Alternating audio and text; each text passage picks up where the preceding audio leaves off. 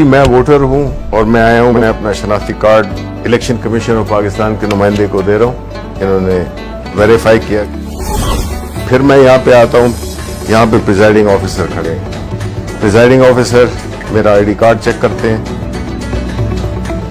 اور مجھے کلیئر کرتے ہیں کہ میں اپنا ووٹ ڈال سکتا ہوں. انہوں نے یہاں سے بیلٹ کا پریس کیا اور میں نے اپنی پسند کے کینڈیڈیٹ کو دیکھتے ہوئے انتخابی نشان بھی ہے اور نام بھی ہے. تو میں اپنا ووٹ دے رہا ہوں جی زبیر جٹ کو.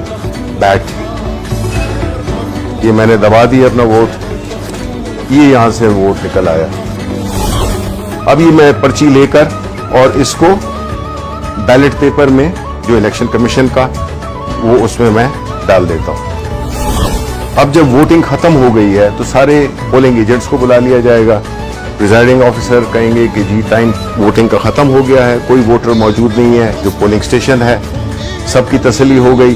آپ اس سیل کو کھولیں گے جو کہ پہلے اس میں سٹارٹ تھا. جب پولنگ سٹارٹ ہوئی تھی تو انہوں نے سٹارٹ کا بٹن دبایا تھا.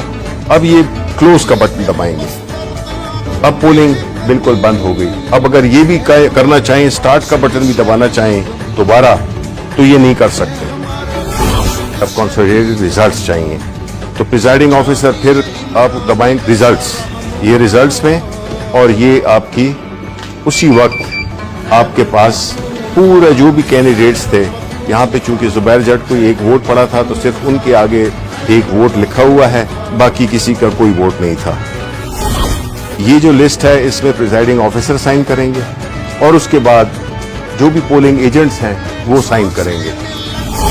ہم نے پھر ایک اپلیکیشن ڈیولپ کی ہے جس میں کہ جو کیو آر کوڈ ہے اس کو جو پریزائڈنگ آفیسر ہے اس کے پاس اس کی اپلیکیشن ہوگی, وہ اس کو سکین کرے گا. اب کسی اور عام فون پہ کریں آپ. اب یہ ہے جو اپلیکیشن کے ساتھ ہے, وہ جو ہی کیا آپ نے دیکھ لیں کہ وہی ریزلٹ جو کہ اس کے ہیں وہی ریزلٹ آئے ہیں. اس کو ہم نے ریلے کرنا ہے واپس الیکشن کمیشن آف پاکستان کے ہیڈ کوارٹر کو. وہ پھر ایک ٹیکنالوجی جس کو کہ بلاک چین ٹیکنالوجی کہتے ہیں, اس کے استعمال سے کچھ سیکنڈ میں یہ جو ہے تو ریلے ہو جائے گی اور پہنچ جائے گی ایک بہت ہی چھوٹی فائل کی صورت میں. کلو بائٹس میں میرا خیال ہے کلو بائٹس میں پہنچ جائے گی. تو نہ سسٹم بیٹھے گا اور نہ کوئی اور کمپلیکیشن آئے گی.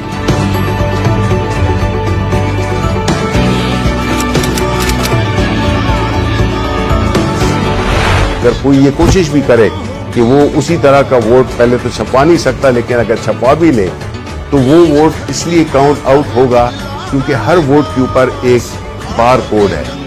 وہ بار کوڈ جب آپ سکین کرتے ہیں تو وہ آپ کو صرف ایک انفارمیشن دے گا, صرف یہ بتائے گا کہ یہ اس پولنگ اسٹیشن کا بیلٹ پیپر ہے.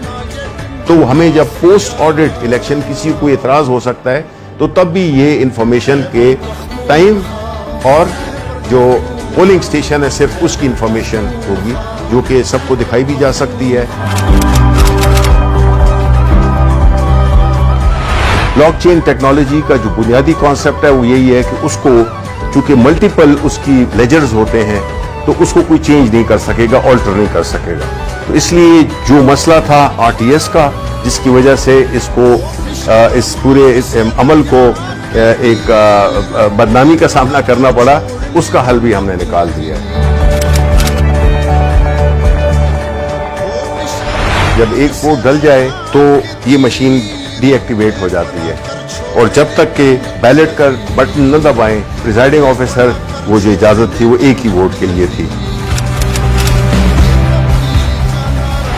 یہ صرف مشین نہیں ہے, یہ پوری ایک سوچ کی تبدیلی ہے, اس نظام کی تبدیلی ہے. لوگ دھونس کے ذریعے, پیسے کے ذریعے اور مختلف غیر قانونی ہتھ کنڈے استعمال کر کے وہ ہارے ہوئے الیکشن کو جیت میں تبدیل کر دیتے تھے اور جیتے ہوئے الیکشن کو ہار میں تبدیل کر دیتے تھے. چونکہ ایک اسٹینڈ الون مشین ہے جس میں کہ اس کا نہ کوئی انٹرنیٹ سے تعلق ہے, نہ اس کا کوئی وائی فائی سے تعلق ہے, نہ اس کا کوئی بلوٹوتھ سے ہے, تو یہ بیرونی اثرات سے یہ بالکل مبرہ ہے. دوسری بات یہ ہے کہ اس مشین میں کوئی آپریٹنگ سسٹم نہیں ہے جس کی وجہ سے اس میں نہ بگز ڈالی جا سکتی ہیں نہ اس کو ہیک کیا جا سکتا ہے. جو کوئی بدعنوانی ہو سکتی ہے یا کوئی شیطانی ہو سکتی ہے کہ کوئی اس میں ایلفی ڈال دے بٹنز میں, تب بھی اس کی مشین کی پرفارمنس میں فرق نہیں پڑے گا.